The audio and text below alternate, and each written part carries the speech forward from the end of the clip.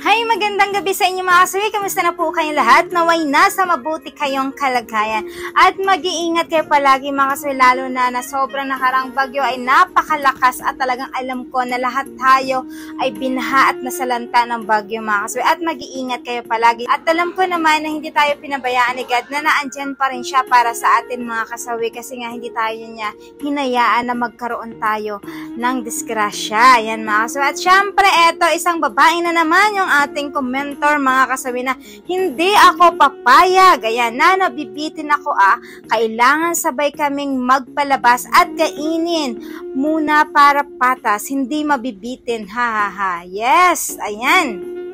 Sabi ng ating isang commentor, kailangan sabay sila na malalabasan at kailangan parehas sila na kumakain. Ayan, bakit nga ba gustong-gusto ng mga kababaihan na ganito yung kanilang rules or para patas? Alam nyo ba kung bakit mga kasawi? Siyempre magbibigay tayo ng suggestion tungkol dito kung bakit nga ba parehas na mas napipil ng isang babae kapag kaparehas sila na kumakain.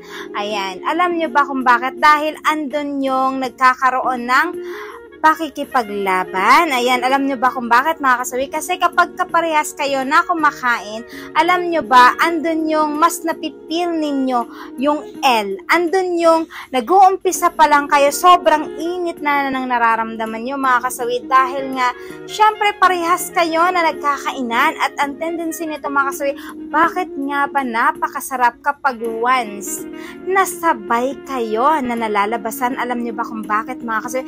Kasi walang mabibitin.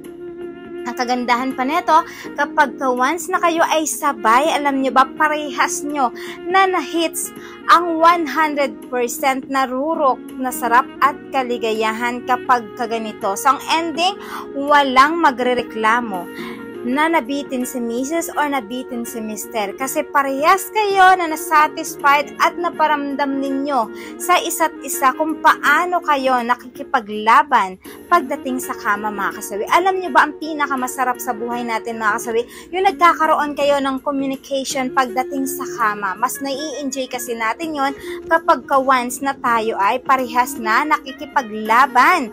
Ayan, sa ating mga asawa, sa ating mga jowa. Kasi alam nyo ba kung bakit mga kasawi? Kasi napapalabas natin parehas ang ating mga L sa ating katawan.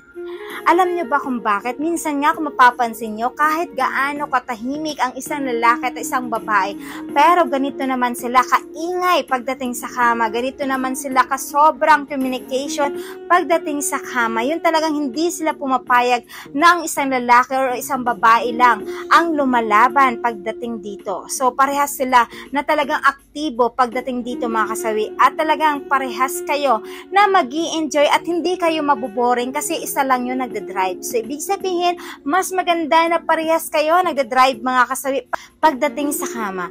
Kaya lagi niyong tatandaan mga girls and boys, huwag tatama rin pagdating dito. Kasi alam niyo ba kung bakit? Aayawan kayo ng isang babae o isang lalaki kapag kayo ay patamad-tamad. Kailangan pagdating dito ay maging attendance kayo, magiging aktibo kayo para naman andyan yung present niyo kapag kayo once ay naglaban sa gera mga kasawi. Yan lamang po mga kasawi yung aking suggestion tungkol dito. Maraming salamat sa patuloy na pagsuporta ninyo. Sa mga hindi pa po nakapag-subscribe, pwede na kayo mag-subscribe, pwede na rin kayo mag-follow para updated kayo sa topic ko araw-araw. Magandang gabi mga kasawi. Mahal kayo ng inyong advisor.